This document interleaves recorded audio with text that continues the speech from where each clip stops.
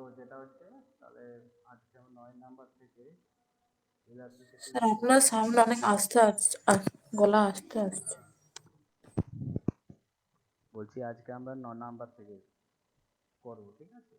তো প্রথমে যে অঙ্কটা আছে বলছে a hole of 2 centimetre dia is to be punched out of a plate of 1.4. একদম আস্তে শুনতে পাচ্ছি আমরা, একদম আস্তে। এবার শুনতে পাওয়া যাচ্ছে? হ্যাঁ স্যার, এখন ঠিক আছে। বলছে a hole of 2 centimeter dia is to be punched out of a plate of 1.4 centimeter thick. If the force applied to the punching dia is 12 kilonewton, calculate the shear stress. তাহলে আমার এখানে ডাটাগুলো কি কি দেওয়া আছে? এটা হচ্ছে একটা হোল আছে যার ডায়ামিটার হচ্ছে 2 সেন্টিমিটার, ঠিক আছে?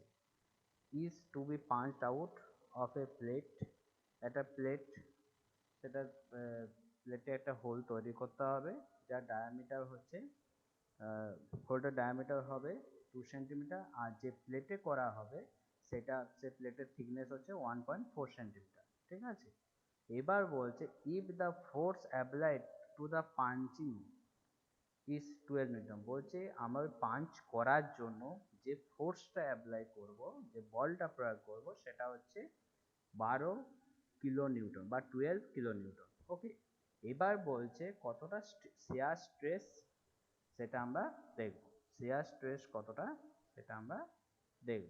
ওকে, তো আমার এখানে প্রথমত যে ডাটা যেগুলো আছে সেগুলো প্রথমত হচ্ছে নাম্বার 1 ডায়া অফ হোল, হোলের ডায়া দেওয়া আছে 2 সেন্টিমিটার।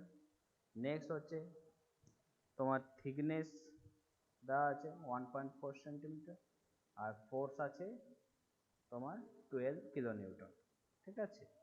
তিনটে ডাটা আমার দেওয়া আছে, আমার শিয়ার স্ট্রেসটা বার করতে হবে। তো প্রথমত আমরা যেটা করি, আমরা আগে এরিয়াটা আমাকে বার করতে হবে, কতটা এরিয়া, ঠিক আছে? তো এরিয়া যদি আমি বার করতে হয় তো সেক্ষেত্রে কী করতে হবে, আমার হোলের থিকনেসটা সার্কামফারেন্সটা কত হবে, হোলের সার্কামফারেন্সটা কত হবে, আর তার সাথে কী হবে মাল্টিপল থিকনেস, ঠিক আছে? তার সার্কামফারেন্স মানে কি পরিধি, তাই না? তাহলে ওই হোলটার পরিধি কত হবে, পরিধি ফর্মুলা কত, 2πr, ওকে, আর থিকনেসের জন্য টি ইন্টু ইউনিট স্কোয়ার। ওকে, এখানে ইউনিট হিসেবে কি আছে, সেন্টিমিটার আছে, আমার থিকনেসের ইউনিট সেন্টিমিটার আছে, আর ডায়ার বা ব্যাসের ইউনিটও সেন্টিমিটার আছে, তাহলে এখানে আমার সেন্টিমিটার স্কোয়ার। ওকে, ইউনিট স্কোয়ারের জায়গায় আমার সেন্টিমিটার স্কোয়ার হবে। তো এখানে আমার যেহেতু এখানে ব্যাস 2 সেন্টিমিটার আছে, তাহলে আমার আর কত হবে, আর হবে 1। ওকে, আর থিকনেস কত আছে, থিকনেস আছে 1.4 সেন্টিমিটার, তাই এখানে থিকনেস হবে 1.4 সেন্টিমিটার। তাহলে 2 মাল্টিপল আমি কি পেলাম, 2 মাল্টিপল পাই মাল্টিপল 1 মাল্টিপল 1.4, এটাকে আমি ক্যালকুলেশন করলে আমি পাচ্ছি 2.8 পাই সেন্টিমিটার স্কোয়ার। ওকে, এইটুকু বুঝতে পারা গেছে? হ্যাঁ স্যার। বুঝতে পারা গেছে তো? হ্যাঁ স্যার। ওকে, নেক্সট হচ্ছে, নেক্সট আমার এখানে যেটা জিজ্ঞাসা চিহ্ন আছে সেটা আমি বার করবো, শিয়ার স্ট্রেস। শিয়ার স্ট্রেস, শিয়ার স্ট্রেসের ফর্মুলা কি আছে, F by A. F for কি, F for force, A for হচ্ছে এরিয়া। তো এখানে ফোর্স কত দেওয়া আছে, ফোর্স দেওয়া আছে 12 কিলো নিউটন, ফোর্স দেওয়া আছে। এরিয়া কত দেওয়া আছে, এরিয়া দেওয়া আছে, এরিয়া তো আমি পেয়ে গেলাম 2.8 পাই। আমার পাইটা এখানে, পায়ের ভ্যালুটা এখানে বসানো হয়নি, ঠিক আছে, বসানো হয়নি পায়ের ভ্যালুটা। তো আমি পায়ের ভ্যালু আমরা সবাই জানি 22/7। ওকে, তো আমার কত হচ্ছে 12 kilo newton by 2.8 pi centimetre square. তো আমার যেটা আমি পেলাম 12কে 2.8 পাই দিয়ে ডিভিশন করে আমি পাচ্ছি আমার ভ্যালু হচ্ছে 1.364 কিলোনিউটন পার সেন্টিমিটার স্কোয়ার। ওকে, বুঝতে পারা গেছে? হ্যাঁ স্যার। হ্যাঁ স্যার। ঠিক আছে, চলো তাহলে আমরা এটা বুঝতে পারলাম। নেক্সট 10 নাম্বার চলে যাই। 10 নাম্বার যেটা বলছে, যেটা a square rod of 10 mm side is tested for tensile load of 1016 kg. Calculate the tensile strength. বলছে একটা square rod of 10 mm side, 10 mm side is tested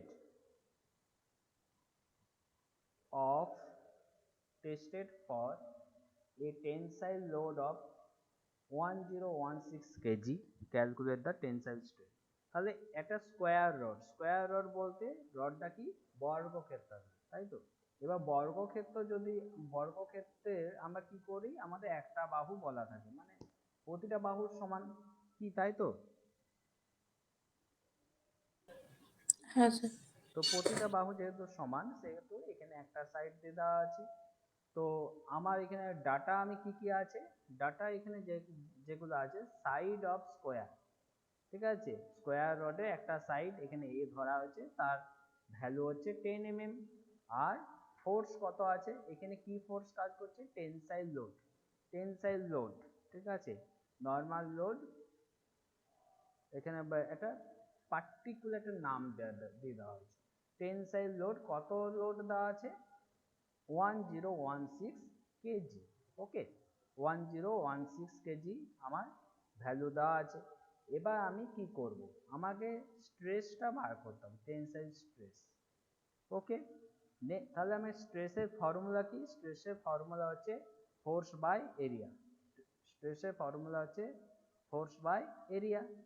আমার ফোর্সের ভ্যালুও দেওয়া আছে, তাই না? ফোর্সের ভ্যালু দেওয়া আছে, এরিয়া ভ্যালু আমি পেয়ে যাব। যেহেতু আমার এখানে স্কোয়ার রড, তাহলে বর্গক্ষেত্রে ক্ষেত্র হবে কত, বাহু স্কোয়ার, বাহু একটা বাহুর দৈর্ঘ্য কত হবে 10, দুটো বাহু স্কোয়ার 10 মাল্টিপল 10, তাই না? তো আমি কি ফোর্সের জায়গায় আমি কি পেয়েছি, ফোর্সের জায়গায় ভ্যালুটা বসিয়েছি 1016 বাই 10 মাল্টিপল 10, ঠিক আছে? তো উপরে আমার কি ছিল, উপরে আমার 1016 কেজি, নিচে কি ছিল ইউনিট মিলিমিটার স্কোয়ার। তা দেখো ভ্যালুটা এসছে 10.16 কেজি পার মিলিমিটার স্কোয়ার। খুবই সহজ অঙ্ক, বোঝা গেছে, বুঝতে পেরেছো? হ্যাঁ স্যার। ও ঠিক আছে, তাহলে আমরা দুটো অঙ্ক বুঝতে পারলাম। নেক্সট চলো 11 নাম্বার অঙ্ক। 11 নাম্বার অঙ্কটা কি বলছে দেখো, বলছে AMS টাই বার 3.5 cm ডায়া, একটা টাই বার যার ডায়ামিটারটা হচ্ছে 3.5 centimetre, is under a state of stress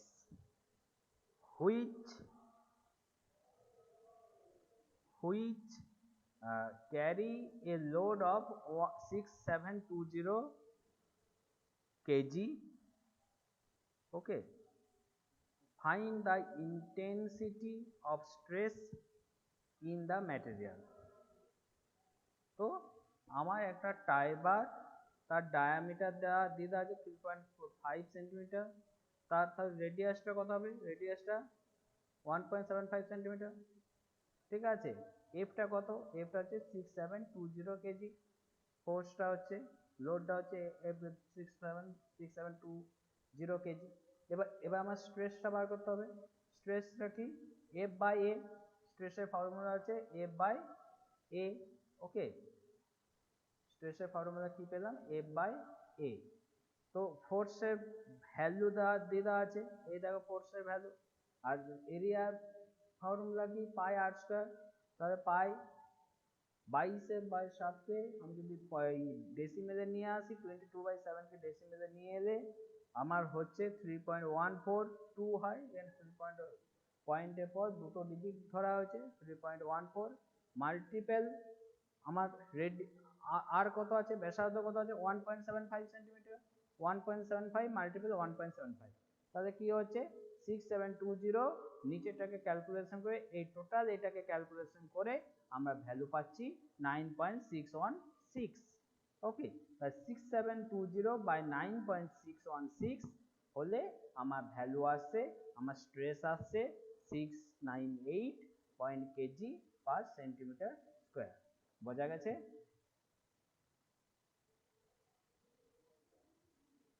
হ্যাঁ স্যার। ওকে, ঠিক আছে, তাহলে আমরা এই অঙ্কটা বুঝতে পারলাম। এবার নেক্সট আমি চলে যাচ্ছি, আর একটা অঙ্ক আছে, চলো অঙ্কগুলো সহজই বটে, তাই তো বৈশাখী?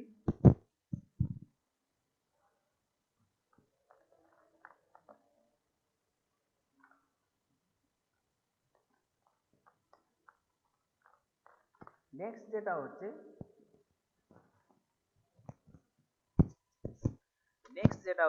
a rivet of 10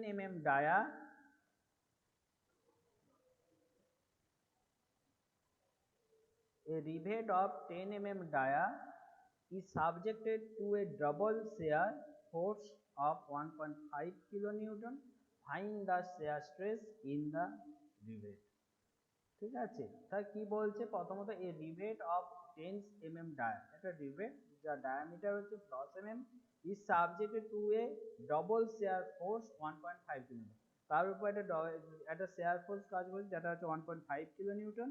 বলছে shear স্ট্রেসটা খুঁজে বার করো, শেয়ার ফোর্সটা খুঁজে বার করো। ঠিক আছে, তো শেয়ার ফোর্স না সরি শেয়ার স্ট্রেস, আমার শেয়ার ফোর্স কোথায় আছে 1.5 কিলোনিউটন, তাই না? তাহলে শেয়ার ফোর্স দেওয়া আছে, আমার শেয়ার স্ট্রেস খুঁজে বার করতে হবে। তাহলে ওই সিমিলারটাই আমার ডায়ামিটার দিয়ে দেওয়া আছে, ব্যাস দিয়ে দেওয়া আছে, ব্যাসার্ধ বার করতে হবে। ব্যাসার্ধ কত পেলাম, ব্যাসার্ধ 5 mm। ওকে, এবার নেক্সট আমার কি করতে হবে, আমার এখানে শেয়ার ফোর্সও দেওয়া আছে, এফ এর ভ্যালুও দেওয়া আছে। ঠিক আছে, তাহলে আমার ফর্মুলা কি হবে, আমার স্ট্রেসের ফর্মুলা হবে এফ বাই,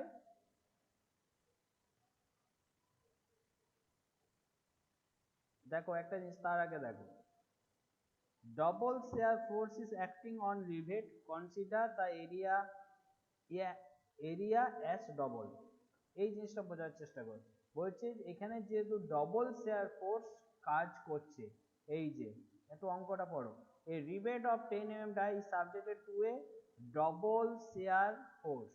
ঠিক আছে, ডবল শেয়ার ফোর্স, দেখো এখানে আরো ডিটেল ভালো দিয়ে দেওয়া আছে, double shear force is acting on the রিভেটের উপর যেটা ডবল শেয়ার ফোর্স কাজ করছে, তাহলে আমাকে এরিয়াটা ডবল ধরে নিতে হবে। তাই এখানে কি করেছে, 2 মাল্টিপল এরিয়া করেছে। আমি এরিয়া ভ্যালুটা কত, এরিয়া ভ্যালু এটা 3.14 মাল্টিপল 5 যেহেতু আমার ব্যাসার্ধ হচ্ছে 5 mm, তাই না?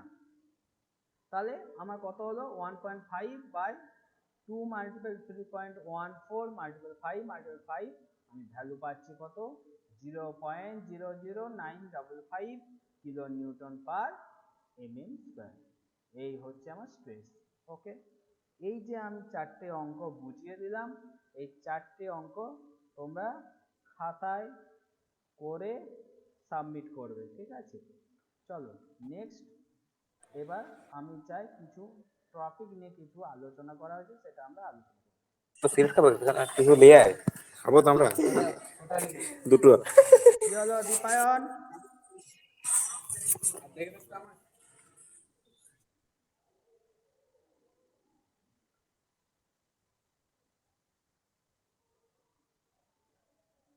ইলাস্টিসিটি আর ইলাস্টিক লিমিট, ইলাস্টিসিটি আর ইলাস্টিক লিমিট।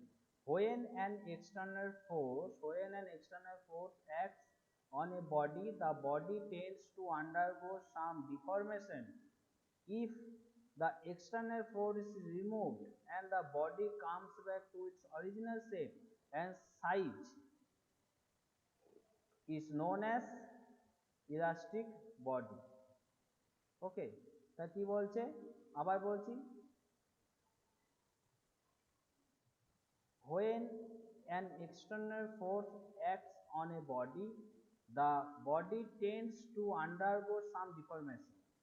বলছে যখন কোনো বস্তুর উপর কোনো পদার্থের উপর বাইরে থেকে ফোর্স অ্যাপ্লাই করা হবে তখন কি হবে বস্তুটার মধ্যে তার পরিবর্তন হবে ঠিক আছে তার যে পরিবর্তন হবে যদি if the external force is removed and the body comes to back its original shape and size যদি বাহ্যিক বল তুলে নেওয়ার পর বস্তুটি নিজের আগের অবস্থায় নিজের প্রকৃত অবস্থায় যদি ফিরে আসে তবে সেই বস্তুকে বলা হয় ইলাস্টিক বডি ঠিক আছে বা সেই ইলাস্টিক বস্তু the body is known as elastic body তার when an external force যখন একটা বাহ্যিক বল কাজ করছে কোনো একটা বস্তুর উপর acts on a body তখন একটা বস্তুর উপর কাজ করছে তখন বস্তুর মধ্যে কিছু পরিবর্তন হবে টেন্স মানে বাধ্য হবে কিছু পরিবর্তন হবে টেন্স টু তার আকার আকৃতিতে পরিবর্তন হবে ঠিক আছে সাম ডিফরমেশন এবার কি করছে এবার যদি আমি এক্সটার্নাল ফোর্সটাকে যদি আমি বাদ দিই রিমুভ করি তাহলে কি হবে বস্তুটা যদি আবার নিজের অবস্থায় ফিরে আসে তবে সেই বডিকে বলছে ইলাস্টিক বডি বুঝতে পারা গেছে হ্যাঁ স্যার ওকে নেক্সট কি বলছে this property by virtue of which certain material return back to their original position after the removal of external force is called elasticity তো elasticity বা সান্দ্রতা কাকে বলে ঠিক আছে এই দেখো আমি হাইলাইট elasticity বা সান্দ্রতা কাকে বলছে যদি বস্তুটা একটা ধর্ম বস্তুটার উপর বাহ্যিক বল ক্রিয়া করার পর বস্তুটার যে পরিবর্তন হয় যে আকার বা আকৃতির যে পরিবর্তন হয় এবং বস্তুটার উপর থেকে বাহ্যিক বল তুলে নিলে বস্তুটা যদি আবার নিজের অবস্থায় যদি ফিরে আসে তো এই ধর্মটাকে বলছে ইলাস্টিসিটি ঠিক আছে বস্তুর এই ধর্মটাকে বলছে ইলাস্টিসিটি বুঝতে পেরেছি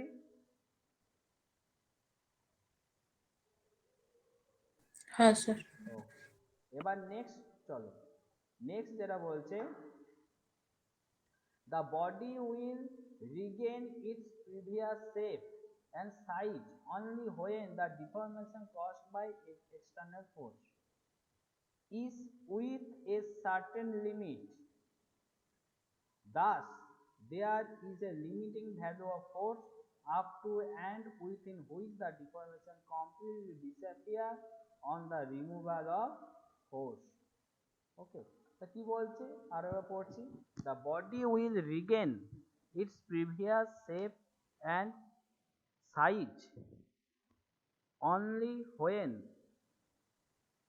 the deformation caused by the external force is within a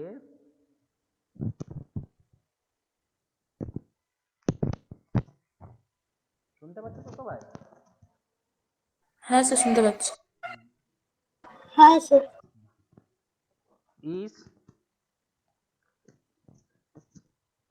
is within a certain limit thus there is a limiting value of force up to within a certain limit thus there is a limiting value of force up to and within which the deformation completely disappear on the removal of the force তারপর বলছে the value of the value of stress corresponding to the limiting force is known as elastic limit of the material মানে এই জিনিসটা টোটালটা কি বলছে এই জিনিসটা বলছে যে বস্তুটার উপর যদি আমি বল একটা নির্দিষ্ট লোড দেওয়ার পর বস্তুটার মধ্যে ডিফরমেশন হচ্ছে deformation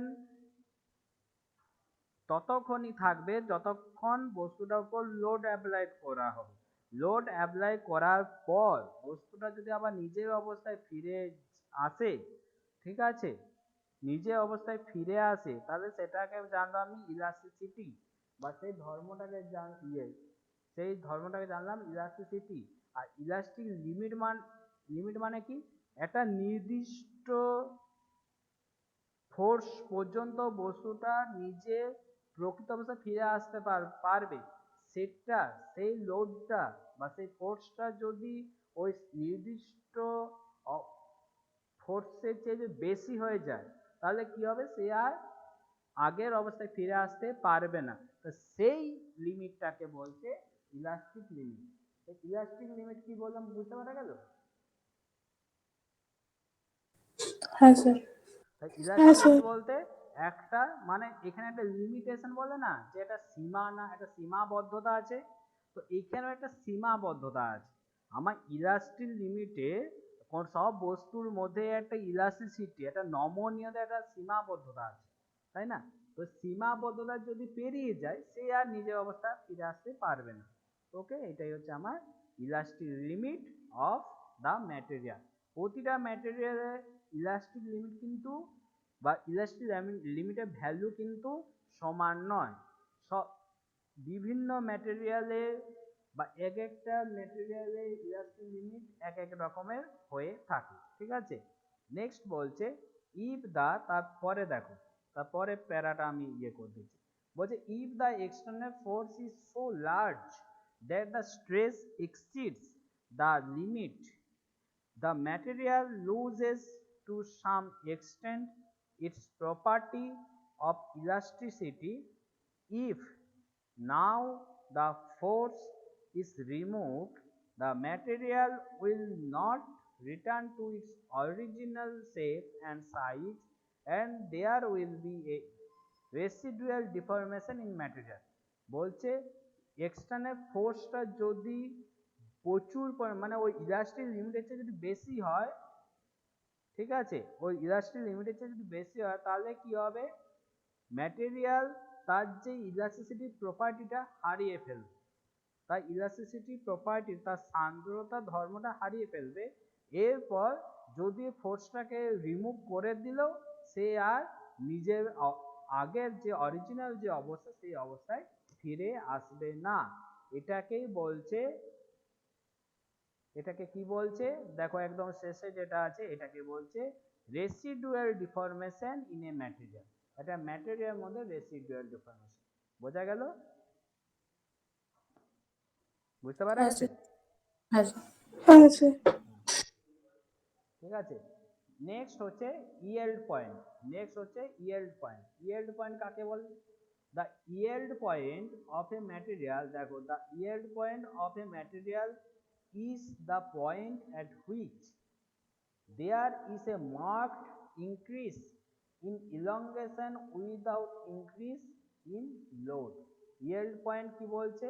The yield point of a material is the point, একটা ম্যাটেরিয়ালে yield point হচ্ছে একটা পয়েন্ট at which, যেখানে there is a marked increase in elongation, ঠিক আছে, মানে load without increase in load, load increase না করলেও তার যে দৈর্ঘ্য বরাবর যে তোমার ইনক্রিজ হয়ে বৃদ্ধি পাচ্ছে, সেটা হচ্ছে ইয়েল্ড পয়েন্ট। তা ইয়েল্ড পয়েন্ট কি জানলাম? ইয়েল্ড পয়েন্ট হচ্ছে তোমার লোড ইনক্রিজ না করলেও বস্তুটা দৈর্ঘ্য বরাবর যে বৃদ্ধি হারকে, তাকে বলছে ইয়েল্ড পয়েন্ট। বোঝা গেছে? হ্যাঁ স্যার। হ্যাঁ স্যার। ঠিক আছে। নেক্সট চলো, নেক্সট বলছে হুকস ল। তো হুকস ল কাকে বলছে? এখানে দেখো, বলছে রবার্ট হুক, এই হুকস লটা ডিসকভার করেছে আমাদের একজন সায়েন্টিস্ট রবার্ট হুক, ঠিক আছে। Discover A relationship between stress and strain. বিজ্ঞানী রবার্ট হুক স্ট্রেস এবং স্ট্রেনের মধ্যে একটা সম্পর্ক আবিষ্কার করেছে, এবং সেই সম্পর্কটা ওনার নামকরণ করে হুকস ল নামে বলা হয়। ওনার ল অনুযায়ী, ওনার সূত্র অনুযায়ী, according to Hooke's law, stress is proportional to strain with elastic limit. Elastic লিমিটের মধ্যে হুকস ল অনুযায়ী, অ্যাকর্ডিং টু হুকস ল অনুযায়ী ইলাস্টিক লিমিটের মধ্যে stress is proportional to strain, স্ট্রেনের সাথে স্ট্রেসের সম্পর্ক প্রপোর্শনাল। প্রপোর্শনাল মানে কি? সমানুপাতিক, তাই তো? প্রপোর্শনাল মানে সমানুপাতিক তো? হ্যাঁ স্যার। হ্যাঁ স্যার। ওকে, চলো তাহলে আমার হুকস ল থেকে কি জানলাম, যে ইলাস্টিক লিমিটের মধ্যে, ঠিক আছে, সেখানে স্ট্রেস স্ট্রেন একে অপরের সমানুপাতিক। এরপরে আমরা আরেকটা ফর্মুলা জানবো, সেটা হচ্ছে ইয়ংস মডিউলাস। ইয়ং মডিউলাস অথবা ওর আরেকটা নাম আছে মডিউলাস অফ ইলাস্টিসিটি, ঠিক আছে, এটা আমরা জানবো। এটা কি বলছে? এটা বলছে the ratio of stress to strain within elastic limit is known as Young modulus of or modulus of elasticity. What is the ratio of stress to strain within elastic limit? Elastic লিমিটের মধ্যে stress এবং স্ট্রেনের যে অনুপাত, দা ratio মানে কি? অনুপাত। তাহলে elastic লিমিটের মধ্যে স্ট্রেস ও স্ট্রেনের অনুপাতকে বলা হচ্ছে ইয়ং মডিউলাস, ঠিক আছে। এই ইয়ং মডিউলাসকে আমাদের সিম্বল হিসাবে ইউজ করা হয় ক্যাপিটাল ই। ক্যাপিটাল ই কে ইয়ং মডিউলাসের সিম্বল হিসাবে ইউজ করা হয়, ঠিক আছে। আর এই ইয়ং মডিউলাসের ইউনিট কি? The unit of Young modulus, Young মডিউলাসের ইউনিট কি? Same that of stress. স্ট্রেসের যা ইউনিট হবে সেই ইউনিটই হবে ইয়ং মডিউলাসের ইউনিট। মানে স্ট্রেসের যে একক থাকবে, স্ট্রেসের একক যা থাকবে সেটাই হবে ইয়ং মডিউলাসের ইউনিট। এই যে দেখো, এই যে স্ট্রেস, এই স্ট্রেসের ইউনিট এখানে কি পাইছি? KG centimetre square. তাহলে এইখানে ইয়ং মডিউলাসের ইউনিট কত হবে? যদি ওই অঙ্কটা করা হয় তাহলে এখানে ইয়ং মডিউলাসের ইউনিট হবে কেজি সেন্টিমিটার স্কয়ার। বোঝা গেছে? হ্যাঁ স্যার। ওকে, তাহলে এখানে ইয়ং মডিউলাসের যে আমি যেটা ফর্মুলা যেটা পেয়েছি সেটা কি? Strain by strain, stress by strain. Young মডিউলাসে আমার ফর্মুলা হচ্ছে স্ট্রেস বাই স্ট্রেন। নেক্সট হচ্ছে modulus of rigidity. Modulus of rigidity, modulus of rigidity জিনিসটা কি? এটা হচ্ছে the ratio of shear stress to shear strain. তাহলে শুধু স্ট্রেস, দেখো একটা জিনিস দেখো, এই দেখো দ্য রেশিও অফ, আমি এটা দেখো, the ratio of stress to strain, শুধু স্ট্রেস আর স্ট্রেনের অনুপাতকে বলছে কি? ইয়ং মডিউলাস বা মডিউলাস অফ ইলাস্টিসিটি, ঠিক আছে।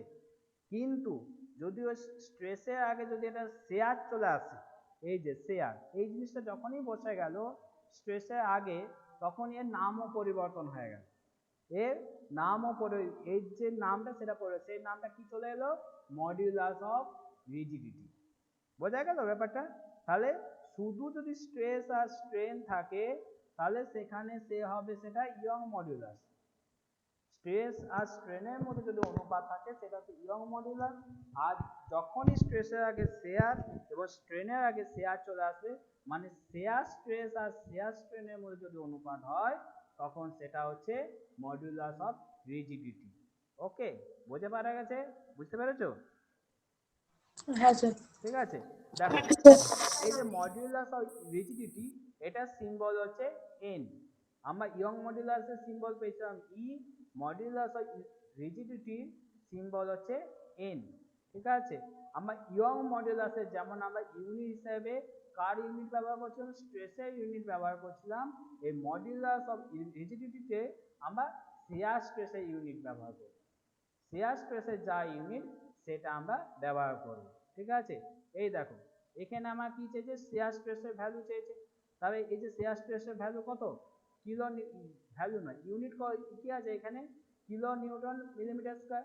তাহলে এখানে হবে kilo, modulus of rigidity unit হবে কিলো নিউটন মিলিমিটার স্কয়ার, ঠিক আছে।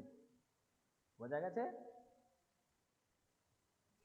হ্যাঁ স্যার। তো এবার তোমার আরেকটা করব, সেটা হচ্ছে বাল্ক মডিউলাস।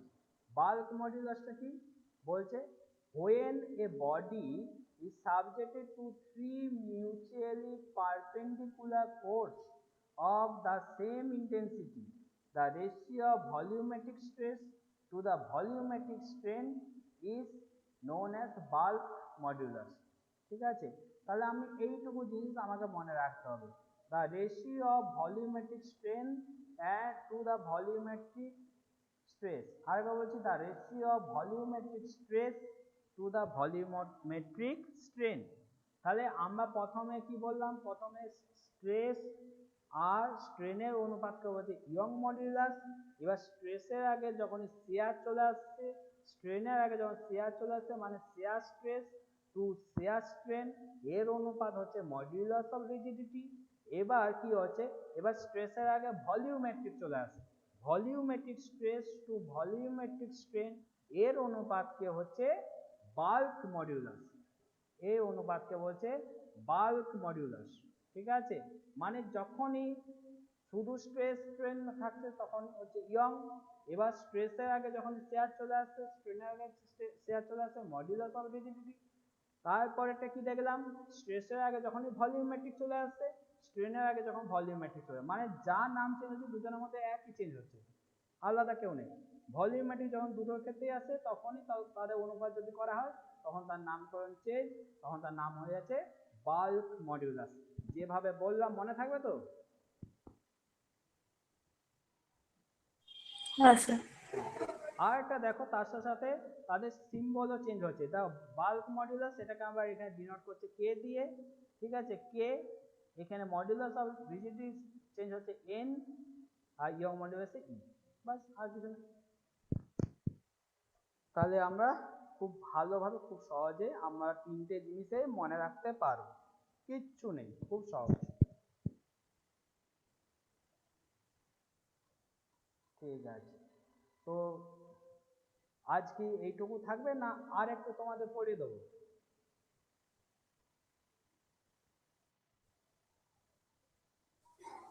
আপনি যেটা বলবেন। না মানে এখানে অঙ্কগুলো আছে, অঙ্কগুলো বুঝিয়ে দেওয়া আছে, তারপরে এটা বুঝিয়ে দেওয়া আছে। তোমরা যদি পারো আমার কোনো অসুবিধা, আমি পড়িয়ে দেবো। আর তোমরা যদি বলো না স্যার থাক ইয়ে আছে, তাহলে নেক্সট ক্লাসে যেটা করবো তখন করাবো। ঠিক আছে, পুরো ঠিক আছে, তাহলে অঙ্কগুলো ঠিক এগুলো থাক। ঠিক আছে, তাহলে অঙ্কগুলো তোমরা ইয়ে করে নাও, এগুলো তোমাদের অ্যাসাইনমেন্ট থাকবে, অঙ্কগুলো করে তোমরা জমা দাও দুপুর 2টোর মধ্যে। ঠিক আছে। ঠিক আছে। ঠিক আছে স্যার।